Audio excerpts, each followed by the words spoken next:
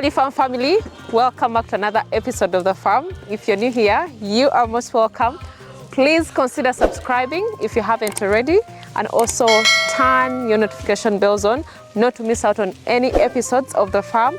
And of course, to all our returning subscribers, thank you so much. Really appreciate you guys. Yes, we are back at The Farm. It's a beautiful day. Early in the morning, the sun is up, and of course, we have so much to share with you guys today. We are at the farm and harvesting time is right here. We are harvesting the maize. I promised that I would really share with you guys our harvesting, how we are doing it as well, because you know what? We learned from our mistakes previously. How we were doing it is quite different from how we are doing it right now. So guys, the maize is right here. So I have my colleagues as well who are helping me, and of course we also have a special guest today with us called Mitra, who has been so active. We came with her to the farm. You know, these are aspiring farmers of this nation. We have to teach them. Valley Farm. Amita, you're most welcome to the farm. I'm really so excited. You know, when she told me about coming to the farm, at first I couldn't believe that she was going to come here to see what is really happening at the farm. But you're most welcome, Amito, and thank you for helping us. She has filled like 3 bags of maize with that team. She's not joking at all. But yeah, we have quite an amount of maize, like good amount of maize right now. So we are trying to pack and also take to the store. So what is really quite different this time around, guys, is the harvesting. Previously, we used to contract someone who would just harvest for us per acreage, but this time around we are contracting people who are helping us to pack this maize per sack. So we are paying them each sack a certain amount of money. Then, of course, we have our colleagues, our team from the farm, who are also helping out with the taking to the store. So that is what is actually happening. So this has already been measured. So there are people who are already in the field harvesting this maize and also removing the maize husks. They live like this. Then definitely we put it here, right here, near at least where we can be able to see. Then we take it to the store. So that's what's actually happening.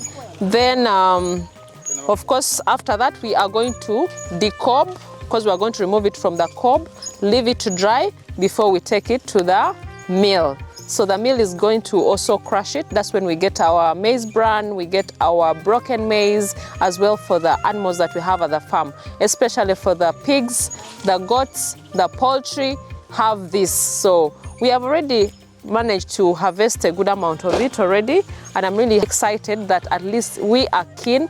No one is going to steal. No one is going to make us make so many losses when we are harvesting the maize this time round. And at least what happens, we also have our managers who are on ground, making sure they take note of the sacks that we are getting from the field, because each person is paid per sack that they harvest, and they put it right here. So we are very keen so that we don't make losses like we did before. And of course, we hope we can have enough harvest this time round. So this is the whole process, as you can see. And by the way, with teamwork, everything is moving very smoothly so far, which I really appreciate the team for doing that as well, and also being committed that they need this to be done.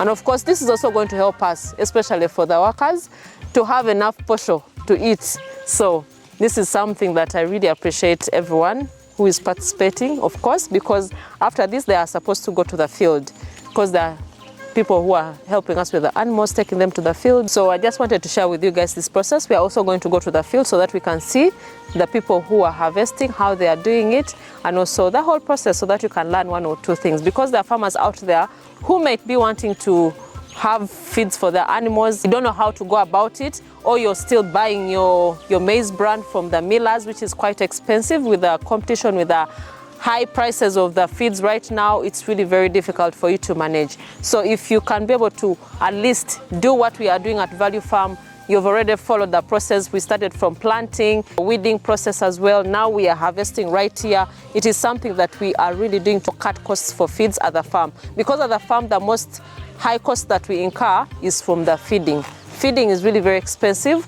but if you try by all means cut your costs at the farm, then it's going to be helpful. It's going to save you a lot and you will definitely enjoy farming. But let's continue with the video. Let's do this so that we can get the work done, because we need to do this as soon as possible, guys. Let's do it.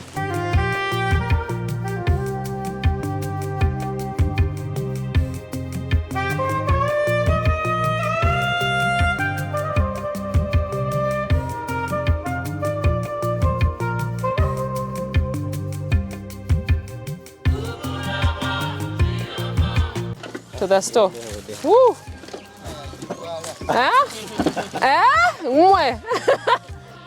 Do you know what these guys are saying, that I'm the one supposed to carry this? It's okay. They think I don't have the energy.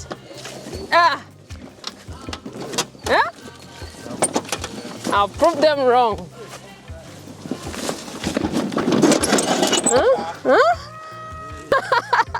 You guys, I can carry this.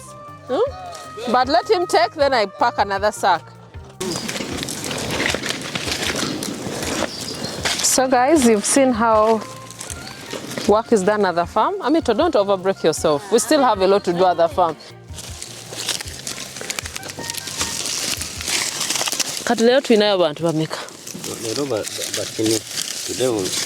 They wanted to rest, eh?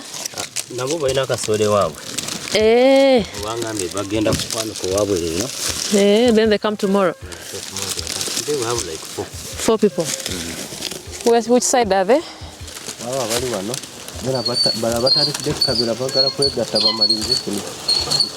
Okay. So guys, this is the sack I was telling you that everyone packs. So per sack, that is the pay they get. So each one has to make sure that they fill it.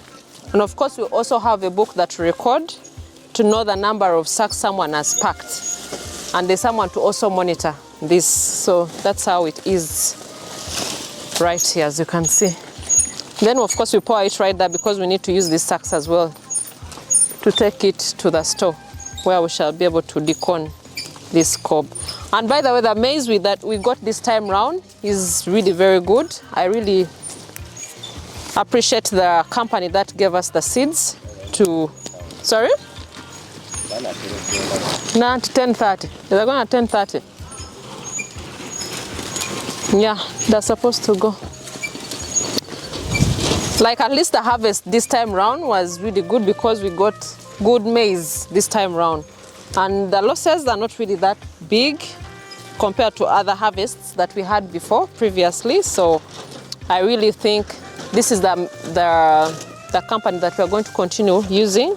We use other seed varieties, but this one here that we use this time round, which is DK777, it was really so good. Yeah, so this is what we use, for those who may be asking, of course. Yeah, so let's go to the field so that we can see what is happening and how everyone is doing on the other side, so that we can see, because it's still a lot of work to be done, and this is just a smaller section that they've already harvested. So let's go, guys, so that we can see what's going on.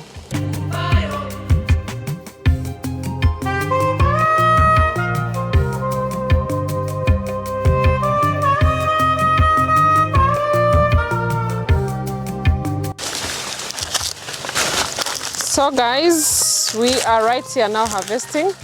As you can see, we have knives. I have a nail here to make it easier.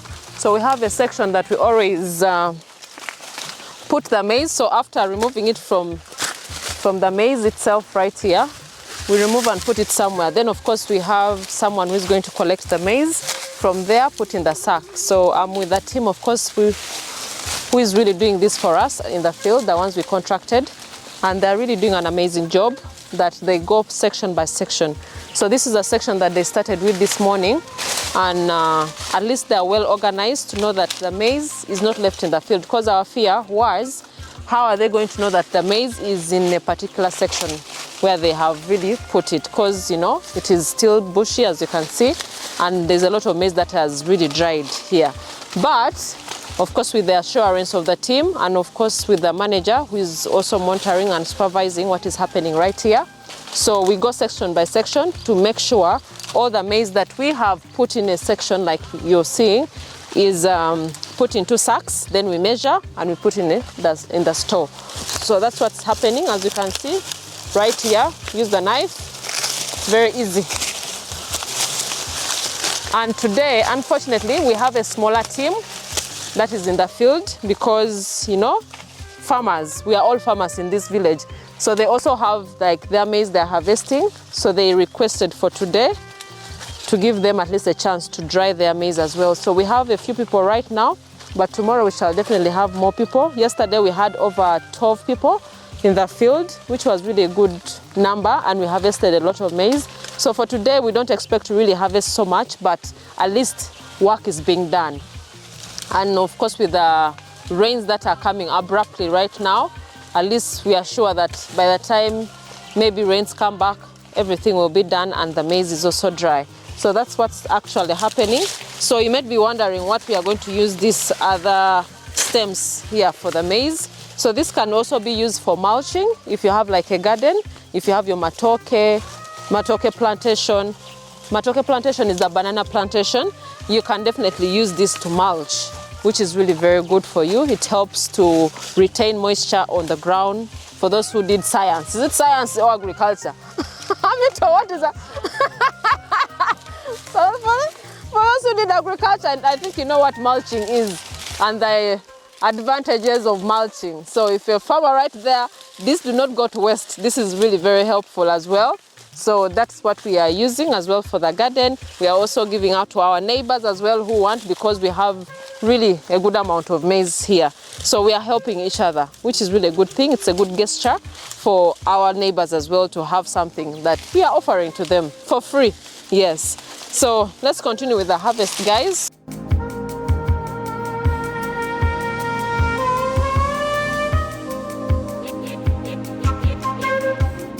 Well guys, because it's holiday time, I always tell you guys, I always advise you that, you know what, you train your children, you train them to see what they're supposed to be doing. Like in case you have a farm, it's not always good for you to do things on your own without teaching your children what to do. What if you die? What if you leave this world? And of course the kids are the ones who are supposed to inherit your projects, and they have no idea of how to go about it. So holidays like this, because in Uganda right now, kids are in holidays, though they are resuming school like next week. It's always good to also bring them in your fields so that they can see what actually happens, and they also know the hard work that goes into the projects. Why most projects or most farms really fail, it's because you do things on your own. When you leave this world, it is given to the kids just sell it off and everything just stops there. So it's always advisable to always do that. Teach the kids, teach the young generation what they're supposed to do, and you should also, you know, train them as well so that they don't take everything for granted. Nothing comes in a silver plate. So that when they're going to school, when you're buying for them expensive stuff, expensive school materials, they know where the money is coming from. Yeah, she's relaxing. She met a new friend. New friends in the village of Champologoma. Amito, how is your experience? Nice, me I'm enjoying The breeze. The breeze. Kampala, I hate you. You see how even the air is so fresh, so different in the... Like, there is nothing like you're posting life. Everything is different. In Kampala, we post life in that dust. Borders, chaos. Oh. You want to breathe? Akaboda. Hey, like, what is going on? What's going on? Wow. But it's really good, guys, to have farms. So this one here is done. And of course we are going section by section so that we don't leave some maize in the field. So we make sure everything is really done properly. And of course we have a team that comes to also monitor this whole space so that we make sure we don't leave any maize behind or in the cobs as well. The beauty about having the team measure every harvest in sacks, it really helps us to really make sure that they really harvest a large amount of place, because if you just give them like an acreage like we used to do before, whereby we just tell them to measure an acre and they harvest it and we pay it, some of them just harvest and tell you, okay, we finished this acre. You don't know the amount of maize that they have harvested as well, and that really leads to losses. Sometimes they even take the maize to their homes, which is really which is really a loss to the farm as well. But this one here, they make sure they have to harvest each and every place and fill their sacks. Then we measure, we pay them, which is really a good thing. We have learned, and we shall definitely keep doing this as well because it is working for us. Yeah, so let's continue with the video. We see what's happening at the farm today. So this was a perfect time for us to harvest because it's still hot, and this is the season for us to also prepare the garden for the next season for planting as well. And of course, since that we have planted here maize, next time we are going to plant some other legumes like the soya, the groundnuts as well. So there are different things that we keep planting in these sections right here. So we do not really plant maize in the same sections every time, because when you do that, it affects the soil. Yes, it affects the soil and also affects the productivity of the maize in the long run, because we have tried it. I think there's a place that we used to overly plant the maize, but as time went on, the maize quality wasn't really so good. So it's advisable for you to always alternate crops so that you can be able to yield good harvest. That's why they say even if you intercropping is also good, by the way. But of course, don't forget to use your manure. In a farm, we always advise you that if you have so many animals at the farm, use the goat manure, use the manure from the poultry to put in your garden to also help it to boost the fertility of your soil as well. Yeah, that's what I wanted to share with you guys. And of course, as we promised you, we shall be answering all your questions that you're going to leave in the comments. So for today, I wanted to answer one question that has been really asked several times about how we do control snakes and also how we do manage the snakes at the farm. Because this is like, this is like in the middle of nowhere, as you can see in the video, but it's not in the middle of nowhere. There's a lot of things happening right here. We have crops, we have animals, but of course in the bushes you expect snakes to be there. So how do we prevent them? How do we prevent them from attacking our animals, especially the goats and the poultry at the farm? How do we do that? So that has been really asked so many times, and what I could answer, what we are currently using at Value Farm, we do have the snake repellents that we always purchase from the vet shops nearby, and also the major place that we always get our drugs is Container Village. For those who are in Uganda, we go to Container Village, we get those snake repellents. So you can always go there and ask them for snake repellents if you have so many snakes at your farm. Then we also have tobacco. Tobacco is also something that really helps to chase snakes from the farm. You can plant them in different sections of the farm. So tobacco is just a natural repellent that chases away snakes from the farm. So make sure you plant a lot. Of course, most people may think that, that is going to spoil the workers for those who are smoking, because tobacco is for smoking. But still, it also helps a lot in case you really have so many snakes at the farm. But of course, for those who have other ideas, leave them in the comments down below so that we can also learn from you guys, because some of these things that we learned was from the videos that we've done before, and most of you suggested so many things. So if you have something that you're doing different at your farm, please feel free, leave in the comments down below. This is a learning platform. We have to learn from each other so that we can help every farmer out there. So that is what we are currently using here to repel snakes, to chase away snakes. But also another thing, there are also those special snakes that you have at the farm, like the pythons. Python is a good animal. You can take it to the zoo, you can take it to the wildlife reservation. So if you have python at your farm, you can call the wildlife authority to come to your farm so that they can hunt for it. When they hunt, they take it somewhere else. At least they take it to a safe home for it. Yes, because pythons are really dangerous. They can eat your goats, they can eat your animals at the farm. So guys, let's go and see the animals right now so that we can share with you guys the activities today. Let's go.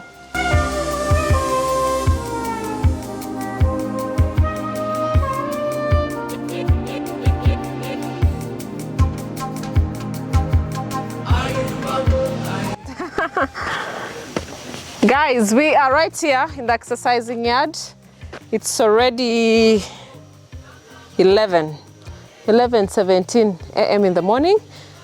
All the goats are out in the field. Unfortunately, you couldn't see them.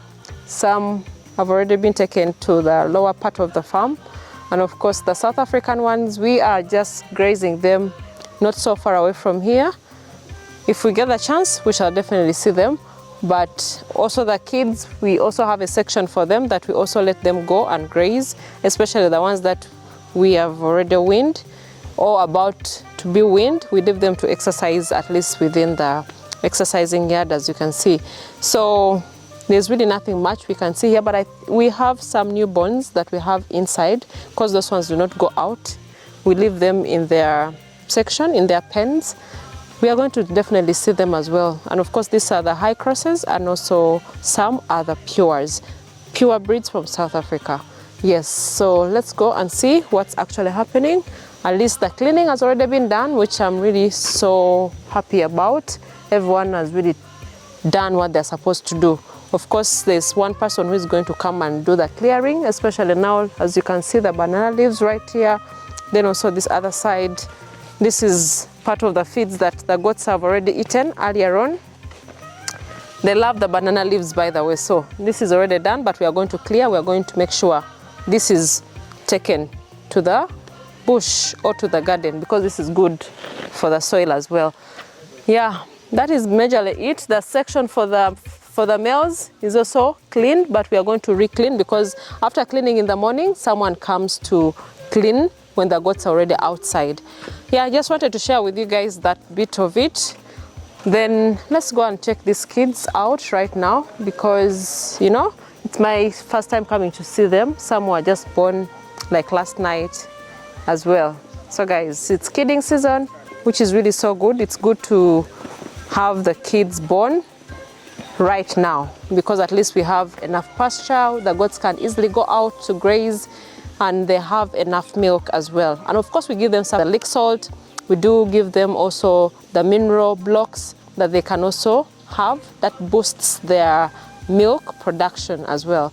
Because we've learned from our mistakes before, whereby some goats really give birth to kids without milk. So we always have the measures to make sure that the goats have milk all the time to feed these goats, because without the cholesterol in them, it will not, the kids can't survive. That's why you just see that the kids are very malnourished and they die suddenly. So let's go and see what's actually happening this other side. Why are you taking that one, David? Will it have energy? They don't go far, just okay. So let's go, guys.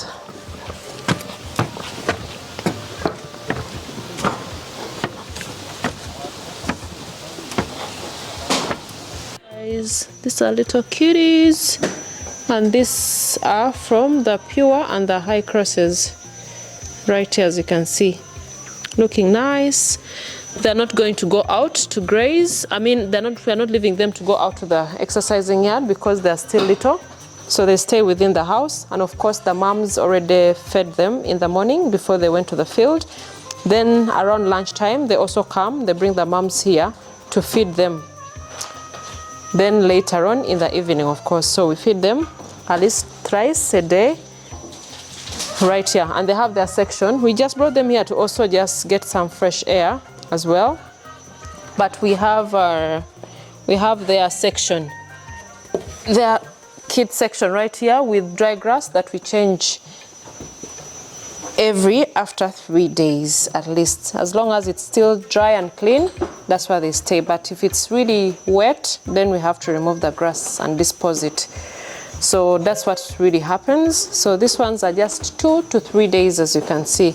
Very little, but looking nice, and we are really taking good care of them as well, because these are the profits of the farm. If you're a farmer out there, you have to make sure that the kids that you have, you really need to take care of them like your gold. You need to really be careful with them, because profits are in kids, not on the flock that you have at the farm. So these are beneficial to you as a farmer as well. So they're right here. I don't want to really make them inconvenienced. but they're looking amazing so far. We have actually others right here. Let me show you. These are not the only ones. We have some behind the door here. Twins like cuddling. They're right here. Then there's some behind the door here. Hello. They're so beautiful. Yeah, so they just want to cuddle, want their space, safe space, don't want to be inconvenienced by anyone. And let me tell you guys, with time, they'll be running outside when they have the energy. When you see them hopping and really being lively, that means they're really very healthy. Yeah. Then of course we have David, who is back from long leave. Huh? Dr. David, this Dr. David here went for holidays and forgot about us. At least we are happy that he's back at the farm and making sure that the kids are really taken care of. He's been working tirelessly the whole morning, making sure that all the herds are really taken care of. The morning routines have been done already. Then of course we have some goats that are not really feeling well. He's been treating them in their isolation as well and making sure that they're feeding very well. I'm so proud of the teamwork that we have here, of course. Yeah, so that's actually what's happening right now. We can go to a different section, then I will share with you guys what is actually happening. David, do you want to come and say hello to our friends? Come and say hello, because you disappeared and just left us here. Yeah. Huh? Maybe you're not easy. Hey, Madam Tina. Hi. How are you? I'm okay, how are you? So Dr. David right here, he's back. Happy New Year. Or should I start with Yeah, someone was even asking you, where's your young doctor who's helping you after not seeing you in several episodes? I'm back. I went home. You know, home sometimes is so good. And you forget about your work. And I almost forgot about Valley Farm. But Valley Farm is my second home, away from home. It feels good to be back. But at least we were a bit beaten, right, left, and center, but we are picking up from where we left. And this year we entrusted to God. God will make everything happen, take care of animals, give us knowledge, guide us through the year.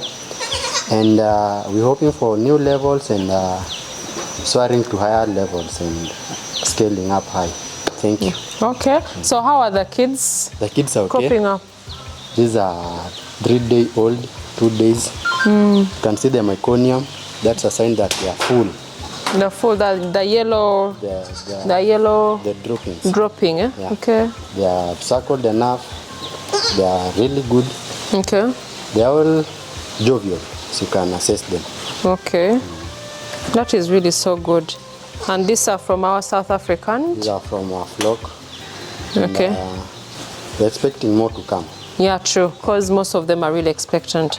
And because we do the synchronization, the natural synchronization, it's been really very helpful for us as well to make sure that we have kidding season at the same time, so that we can manage the kids all together than you having your goats producing on a basis of 2 kids, 1 kid. 1 kid, yeah. That's not good. Yeah. But when you get them at a go, management becomes easier, and breeding, controlling that breeding pattern becomes easier too.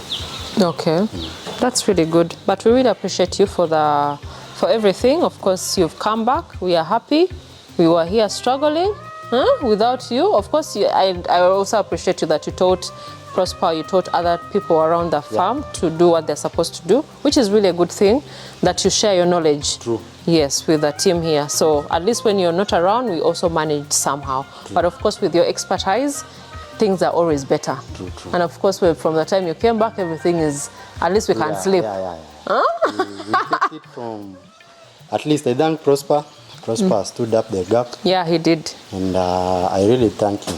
So we are here to start and continue. Yeah, true. Thank you so much, David. Let me leave you to do your work. You know, I know you're still busy. You're still looking after so many things right now. Yeah, so these are the little kids, as you can see. So guys, this is the meconium Dr. David was telling you about, the yellow dropping. meaning that the goats are really healthy and they've really fed so well, as you can see. Yeah, so when you see something like this, don't get scared. Do not feel worried that, you know what, my goats are not healthy. This is really showing good signs for them. Yeah, so of course that is what is really happening.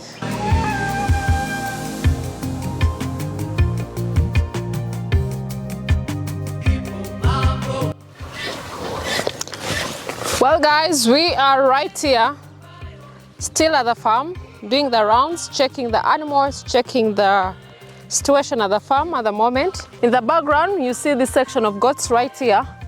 This is like the ones that we isolated that are not really feeling so well at the moment. So we have one person who is really taking care of them.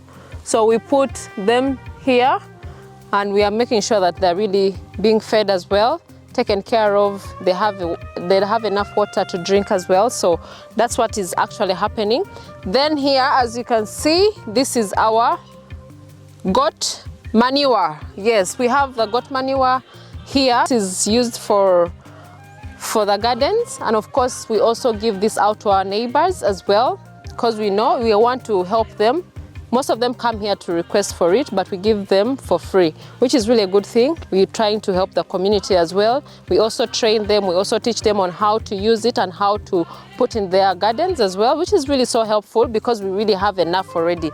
So this has been here for some time and it is ready for the next season. Like I told you, when the maize is already harvested, we are going to prepare our garden for the next season.